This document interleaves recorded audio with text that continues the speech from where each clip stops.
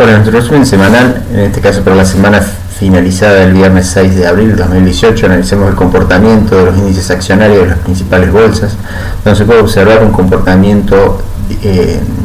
disperso, o podría decirse positivo, con positivos y negativos en distintos mercados, donde las alzas estuvieron en el caso del IPC de México con una suba semanal de 3,91%, todos por supuesto medidas en moneda de origen, un mercado de Buenos Aires con una suba del 2,02%, y por lado de las caídas, las mayores caídas estuvieron principalmente en un índice Hansen de China con una caída del 1,71 a nivel periodo semanal, lo mismo que para el Standard & Poor's 500 con una caída para Estados Unidos del 0,94% y un Russell 2000 con una caída del 1,04%. Analizando el comportamiento de las monedas a través de ETF representativos de los mismos, analizamos lo que ocurrió con el dólar index a través del ETF UP en el gráfico inferior derecho. Podemos observar que fue una semana de apreciación, si bien esta apreciación tuvo un máximo en la semana y luego para los últimos días hubo una corrección, pero en términos generales la semana terminó con una apreciación del dólar en prácticamente todas las monedas, con excepción con la libra esterlina en el gráfico superior derecho, mientras que en el caso del yen japonés, gráfico superior izquierdo, y lo mismo que para el euro, hubo depreciaciones de estas monedas en relación al dólar. Si analizamos los restantes pares de monedas, ya sea para la moneda china en el gráfico superior izquierdo, lo mismo que para el dólar australiano en el superior derecho, y para los gráficos inferiores, franco suizo y corona sueca, finalizaron también con depreciaciones, es decir, fue una semana de apreciación del dólar en relación a prácticamente las principales monedas del planeta. Analizando lo ocurrido con los commodities en una semana en la cual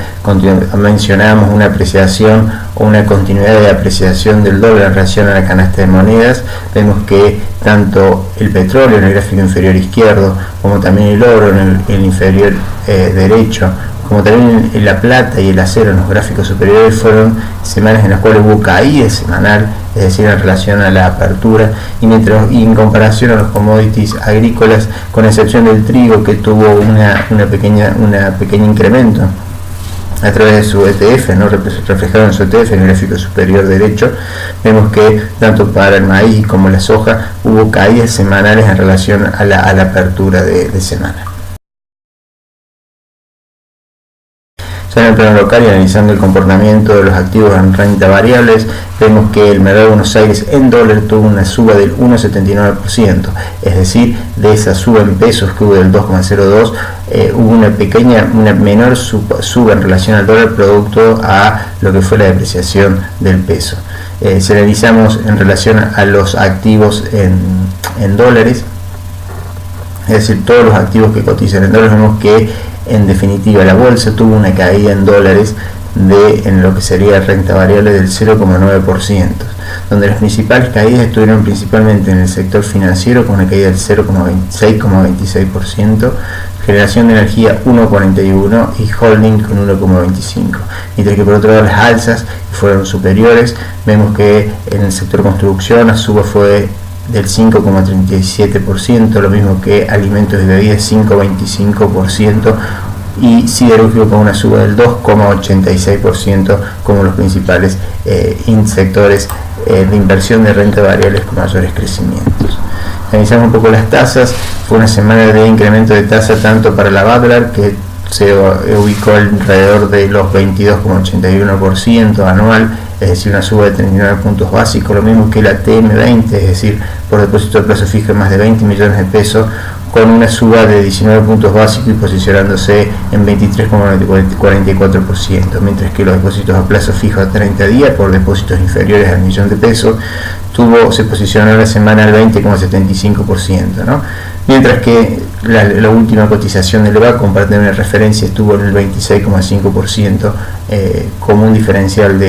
muy superior a este instrumento con características muy parecidas al plazo fijo. Mientras que la tasa Bayer también tuvo una suba de 78 puntos básicos, es decir, la tasa que implica el financiamiento entre bancos. Analizando lo ocurrido con los activos en renta fija, vemos que los bonos en dólares tuvieron leves caídas en los precios y por lo tanto leve incremento de la curva de rendimiento en los tramos más cortos, mientras que para el caso de los bonos en pesos dólar link, hubo una mejoría en los tramos más cortos y por lo tanto la curva tendió a empinarse y hacia abajo en los extremos inferiores. Si analizamos lo que fueron bonos en pesos a tasa fija y a tasa variable, prácticamente sin modificaciones, y en el caso de los bonos en pesos MESER sí hubo caída en los precios y por lo tanto incrementos en las cotizaciones.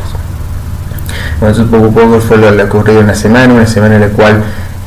pareciera que el dólar se encuentra en una zona de resistencia importante que de ser atravesada sí habilitaría una suba todavía de consideración del dólar en relación a las demás monedas, y de no ser así podríamos empezar a tener un respiro en estas caídas que hemos tenido desde febrero, principalmente en lo que fueron los activos de renta fija, en renta variable, y por eso por ahí podríamos tener una posibilidad de recupero en estos sectores que estuvieron bastante castigados desde inicio del mes de febrero hasta la fecha. Bueno, que tengan una excelente semana, nos estaremos viendo en la próxima semana.